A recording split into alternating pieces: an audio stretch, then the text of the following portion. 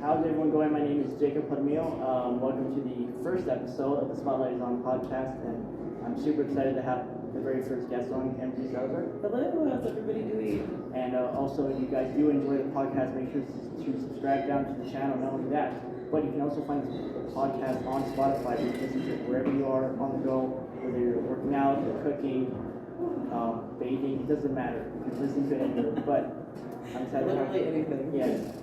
So thank you for joining me. Thanks so much. We are filming this at the Plaza Hotel in Vegas, so maybe there'll be a ghost that'll appear for you or something. It'll appear right in the mirror, Yeah, I think, it'll be in the mirror. where it's going to show up. So, But I wanted to I wanted to start with just how did you find out about Red Zone and just your family history? yeah. So my mom was actually born in Raton.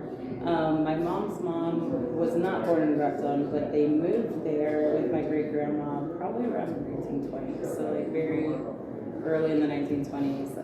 And my grandmother also was married. She got married when she was like 16 years old to my grandfather, who was from La Cueva.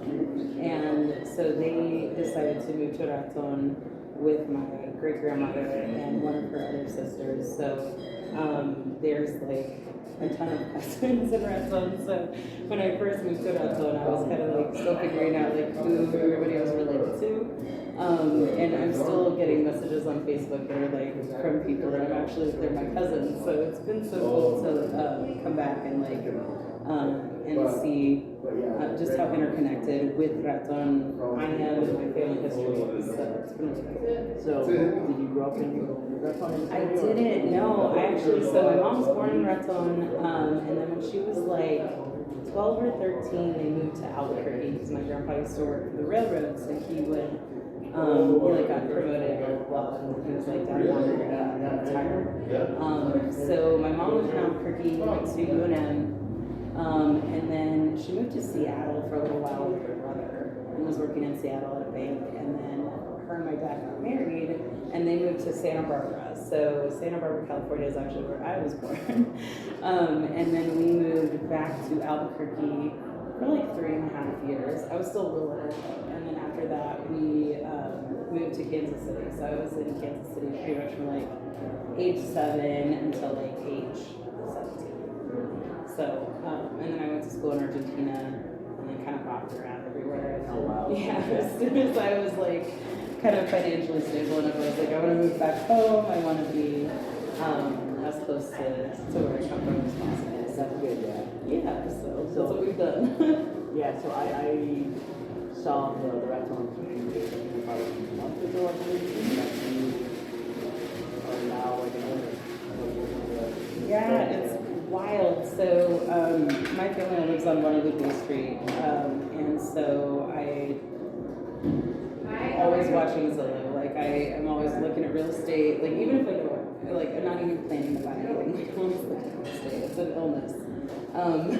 So I saw that the Cuckoo's Nest was up for sale, and it's on Guadalupe Street. And my mom used to tell me stories about going there with my great grandmother. She would take her when she was a little girl, and they would buy black licorice, which my mom hated, but she would say things because it's like, you're not telling your grandma like don't buy candy, right? So, so I saw it up for sale, and I called the realtor, who was actually the niece of the man that owned it, and she kind of took me through it, and I could tell she, probably didn't think I was gonna actually buy it, and so I was like, at the time, I was like, okay, well, I need to get like a couple of things in order, and if I can get those couple of things in order and it's still available, then I will totally go buy it. And it just happened to work out that way. So, and this was like a couple months later. So it was like, I was really like, please.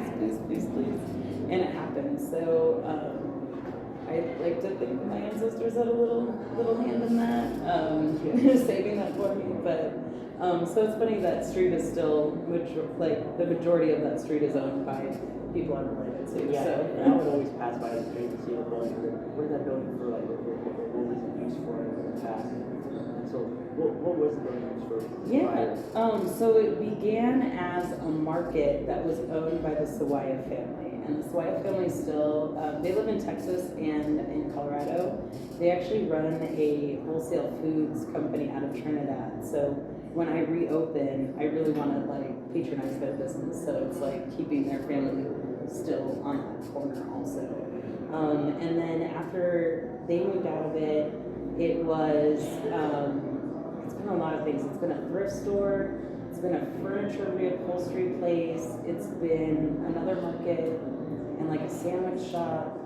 And I'm sure there's other stuff, like I was saying to you earlier, I gotta go to the Rat Tub Museum and see, you know, what we can find. And one of the members of the Sawaya family actually sent me a picture of it from back when they owned it. Wow. So it's still got the big, like, Salazar sign on the front. So that's definitely gonna get like printed and framed and put up in the building. That'll be super cool. Yeah, I'm gonna have a whole history corner of pictures and stories, and I would really like to get like a little auditory mechanism. I don't know, just like a microphone so that people can come in and just tell stories. Yeah. Like they don't, you know, it doesn't need to be like an appointment thing. You can just come in and talk to your family, and we'll have it recorded and digitized and archived forever. That'll be super cool. Yeah. So you don't have to answer this if you're not ready, but so what are your plans for the building? Yeah, so I haven't like, not everything's set in stone, but I really want to have it be a place where people can gather, eat food, whether that's like buying produce or eating stuff that we've made, kind of just have like a really northern New Mexican place. And then along with the food and like that kind of stuff, I also want to have like bands come play, and I want to have art up on all the walls. So basically as much like art, music, and culture as I can pack into that place. That's what we're gonna try to do. That'll be super exciting when it's still open and everything. Yeah, once it has floors everywhere and a roof. Yeah, so if some of you guys did watch the live stream I did 2 weeks ago, saw the inside of it. I was getting down in the basements and stuff like that. So yeah, I promise it will not look like that when it's open and stuff. Yeah, we're gonna put actual like things in there and like actual floors. Take care of the fire damage. But yeah, it's all coming along. I've got a big timeline of when I hope everything's gonna happen. So and so you live here in Vegas? I do. I live here in Vegas.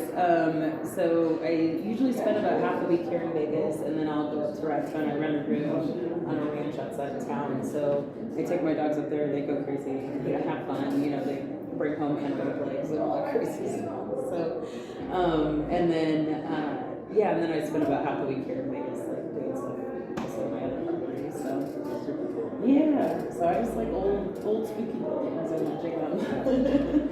Just like the one we're in right now, I guess it's very haunted town. Yeah, so this building was built in 1888 by one of the original Romero family. I think that's his wedding picture right behind you.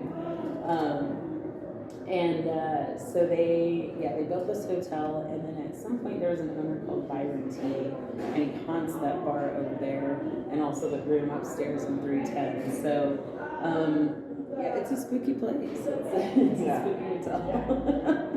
But a lot of cool. Yeah, just so much. I mean, anybody who is anybody in Vegas history has been in this hotel or been drunk at that bar. So I think after I liked your post, I think it was me that contacted you. I think so, yeah. I can't remember. But I think I forgot what we were talking about. Something about filming or that I'm a filmmaker here in the area and stuff, and then you're like, oh, well, you used to work for Netflix. Mm-hmm. Yeah. So if you don't know, she did used to work for Netflix. Yes. She was a 2-time Emmy award winner. Yes. Yeah. So I want to get into that. And how did you start at Netflix? Yeah, so it was pretty wild. I started doing film when I was 14, and I started doing independent films because that's all we had in Kansas City at the time. And my first job was making fake blood. That was my first job. So it was a black and white film, so I had to come up with some kind of creative recipes. And then I was like hooked. I was like, I'm gonna make fake blood the rest of my life. I have. It's been a constant in my life since I was 14. And so I got a lot of different experience in stage production. I did quite a few commercials, kind of in front of and also behind the camera. I booked this steak commercial once because I walked in the room and they said, well, why do you want to do a commercial for us? And it was the Omaha Steak Company. I just went, I love meat. And they hired me right away. So I've just had a lot of like really oddball kind of experiences. And then I've worked in restaurants for a really long time, but I had never put like food and production together. And so I got word that Queer Eye was filming in Kansas City, and so a friend of mine was doing the catering, and she was like, you should apply for this job, and they're looking for somebody to chop vegetables a couple hours a week. I laughed because it became so much more than that. And I was like, yeah, I do food, I do production, it should be not a big deal. So I went in to interview with Anthony, who's the food guy for Queer Eye. Yeah. And I had watched the previous iteration of the show when I was like in high school, but I hadn't seen the new one. And so like when we went into the interview, he was like, said, watch the show, and I was like, no, I don't think of me as a celebrity. I don't, to me this is a cooking job. And he liked that. And he was like, well, did you go to culinary school? I was like, nope. He's like, well, I didn't either. That's great. So it worked out. And it was like a 20-minute talk. We got along really well. At the end of it, he gave me a hug. And I was like, well, that's good. I don't end every job interview with a hug, so that's really good sign. And I drove the 15 minutes home, and as soon as I got in my driveway, I got a call, and it was from one of the Queer Eye producers that said I started the next day. Oh, wow. So yeah, it was literally like not even like a 24-hour turnaround. It was like, oh my God, we had to, like, everything has to happen now. So, and so I showed up the next day for work, and immediately it was like a whirlwind 4 months after that. So we shot 2 seasons in Kansas City, and we did their seasons 3 and 4. So if you want to go on Netflix, you can actually see me in the background of one of the shots. I was so mortified. Like season 3, episode 2, The Lost Boy. At the end of it, like always giving this big emotional speech. You can like see me in the background chopping all this meat. I'll look for that now. And I was just like watching it just to, to see it, and I didn't know I was gonna be on TV, and I saw it, and I was like, no. I just want to be behind the scenes. I don't want to be in front of the camera at all. But so now I have to live with, there's every single country in the world, somebody has seen me chopping meat at some point. That's very strange. Yeah, it's wild. So, but that kind of stuff happens in unscripted TV. Like, honestly, our assistant director, love you, Sean, was in a ton of guest starring spots throughout the show. So we would just, like, whenever the editors caught him, they would just print out the picture and then we would have it on the wall, and it was like the Hall of Fame. So from that, I've also worked for People Magazine, Food Network. I've done a couple of specials, like the Chrissy Teigen and John Legend special for Christmas one year. And then just like, I was the voice of the OOIDA trucking organization for a while, doing like voice work and voiceovers. So yeah, I've just done a lot of different things, and that all contributed to me being able to be a successful person working for Netflix. So I had all this experience, and it was very varied. And when you're doing unscripted TV and you're filming in a different location every few hours, it's incredibly hard to keep everything organized and everybody on time, and like everybody's at the same place, and it's very chaotic. But like as long as you can like separate yourself from the chaos, it's it's not that stressful. It's just kind of like, oh well, okay, we gotta pack everything up after we just unpacked everything, and just being flexible is like the number one for sure.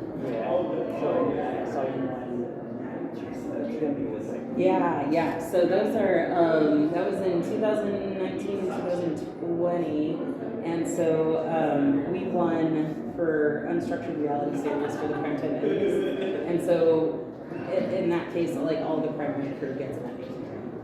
It's not like I wasn't like nominated, but nominated. Yes, our show was nominated, so as primary crew, like I get it, which is hella cool. I'm not gonna lie, So do you have them at your house? So the thing about that, I was gonna tell you this. What most people don't know is you have to pay for your Emmy. Oh, really? You have to pay for that. And a statue was $500, which was like a week's pay for me at this point, right, in my life. So I was like, well, there's no way that I can afford a statue. So what they do is the production company will pay for like all the executive producers to get a statue, and then everybody else that would have gotten one, you get a certificate, which I can send you what it looks like. So you get a certificate with your name on it. It has like the gold Emmy on it. It's very fancy and everything. But yeah, most people don't know that you actually have to pay. How do you know that? Yeah, for your Emmy awards. Yeah, and what sucks about it is like now I would totally pay for one, right? Are you still able to get yours? No, they only do them year by year, so you can't retroactively like get one made for yourself. That would be cool if you were able to. Because I would totally would have paid for it. You know what I mean? But at the time, it just wasn't economically feasible for me at all. So is it like that with Emmy awards or? You know, I think it is. I'm not 100% sure. I know that like, for instance, like the Emmys, I think gives out more awards than a lot of other award ceremonies. Like, because like for the Emmys, you know, they have the primetime Emmys, they have the, you know, the local Emmys. There's a ton of like, you know, Emmys that they give out in different areas of television. Whereas like an Academy Award, you're not going to get that for a specific type of film, you know, or like, you know, very small group of people. So I don't know if they make you pay for it. I would imagine they do, because I can't imagine that they would want to. Yeah. And for like, if you're a multi-millionaire actor, like who cares, right? You know, so like I said, for anybody else, $500 for the Emmy statue would not have been a big deal. For me, it was a big deal, and for a lot of my other crew members, that's a big deal. So yeah, if you don't pay for it, but you win an Emmy, they give you that like option to get the certificate for $50. It's probably more now than I think about it. They probably really charge more. So just so you know, in the future, if you win an Emmy, they still get you for it. So for the people that are, so the Emmys is for television, right? Yeah, it's TV awards. Because I know people were getting it confused like the Oscars and the Emmys. Yeah, I know. There's well, they have a lot of them, and there's like SAG awards, like People's Choice Award. You know, so there's a lot of awards. You know. I think Oscars are just seriously like movies and stuff like that. Yeah, just movies, and they have their specific categories. I was involved with a documentary that was shortlisted for the Oscar committee, but it wasn't eventually chosen. But it at least was shortlisted, which was cool. So yeah, I was like, all right. So are you still doing some work or? Right now, I'm not really doing a whole lot. Business and stuff? Yeah, honestly, the most film work I've been doing is with you. Yeah. So it's been fun to get back into it with you. And yeah, right now mostly it's like ripping out rotten flooring, like cleaning up like random stuff. Excuse me. Yeah, it's I mean, I'm mostly doing it by myself, so my muscles and wearing masks and little trash bags. Like if you all saw our foray down into the basement, we were wearing couture trash bags, and that was a great outfit. I think it is on your page. So. Yeah, it is on my page, yeah. If you haven't seen, you can go back and watch it. I think I also shared it on my Facebook page as well. Yeah, and that was a great time. I mean, I don't know if anybody saw any ghosts in the footage behind us that maybe we didn't notice. Yeah. But yeah, I'm still very curious about the lady that emailed me that used to live there, where she was like, "Oh, that crawl space leads to the steam tunnel," and I'm like, "What does that mean?" So we still, I think, maybe have to do some exploring to try to find the stinky tunnel. Yeah, I think it'll be cool to do more live streaming at other places too. Yeah, I mean, like here is cool, you know, and I mean, I want to go into haunted places, so you're never gonna hear any complaining about that. Yeah, I've always enjoyed watching that type of stuff, so it's cool now I can kind of just do it and it's like live stream, so people are actually watching. Yeah. At the comfort of their homes, and it's out there just in the cold. Exactly. Yeah, you're doing the hard work for them. Which is, you know, on the plus side, you're the one that's going to get to see the ghost. On the minus side, you're the one that's going to have to see the ghost. So when did you move here to Vegas? So I moved here to Vegas about 2 years ago. I actually lived in Raton for about 6 months before I moved to Vegas. I was living in my great grandma's house on Guadalupe Street, and it caught fire. It didn't burn down, but it did catch fire. And luckily, my cousins who live next door, they saw the smoke. They smelled it, and they saw the smoke coming out of the roof, and they were like, "Oh my God!" So they ran over and were like banging on my door. It's like 11 at night. They were like, "Your house is on fire!" And I was like, "Oh my God!" So I was not wearing pants. So everyone in Raton has, whether or not they know it, has seen me without pants on. I don't know if everybody in Raton knows that, but now you do. So anyway, because like literally everyone in town came to this house fire. Yeah. They had the fire chief from Springer at this house fire. So if I ever see the Springer fire chief, you also, sir, have seen me with no pants on. So I had like a robe on, but still, you know, like, God, of all things. So when that happened, like obviously the house is like not habitable anymore. So I was gonna move down here to Vegas anyway. I had some plans that fell through, but anyway, so I bought a property here, actually just like a block and a half away, and have been here ever since. So yeah, it's been good. I used to live like everywhere. Basically, I moved to Raton from Mexico. So I literally drove from Mexico straight to Raton. Oh wow! So that was quite the drive. How long? It was 3 days. It was like 32 hours, I think, in total. Yeah, it was a long drive. I was like taking breaks and like sleeping at hotels at night, but like yeah, it was a lot. So I'm glad I'm probably not gonna do that ever again. But I did it once, and that was good enough. You got that experience. Got that experience. It's out of my system. I don't need to do it ever again. Although I will say, driving in Mexico is wonderful. The roads are great. Oh really? They have emergency phones like every mile. The truckers will pull over under the shoulder so that you can pass them. It's beautiful. Beautiful. And then I'm here and I'm like driving around like, because the roads all need to be fixed. Yeah. Even the roads and stuff like that too. Mexico's got it together, so I don't know. Maybe we can get it together someday. So I think this was a good first episode. I feel like that's great. Yeah. I do want to end it with this. I think I'm going to end it with every guest. What are 3 things that you agree? 3 things I'm grateful for. Number 1,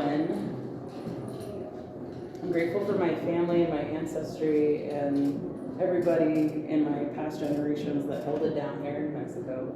And because I feel very privileged to be Mexican and to come here, and I feel very honored and proud to be a part of this history. And I am incredibly grateful for the amazing people that I've met ever since I purchased the Cuckoo's Nest, like yourself, all these people in Raton. Like, I love it. I'm so connected to my family now. I've met new cousins that I never even knew about, and it's been such an incredible journey. And 3, I'm just grateful, honestly, to be alive. There's been a lot of harrowing situations in my life that didn't always know if we're gonna make it. So I'm very glad to be here and alive and continuing to make my dreams come true, basically. Well, I'm glad that you're becoming a huge more big part of the Raton area. I'm not glad you're obviously because you probably similar to Springer, obviously providing that stuff. It's really cool. Be eating good stuff, getting good stuff, and living good lives. So don't mind the rant because I walked through for like a split second. I don't think I'll be able to edit that out for this beginning. So Hello, random person. props to the random person. So, but yeah, thank you for joining. Yeah, thank you too. Awesome.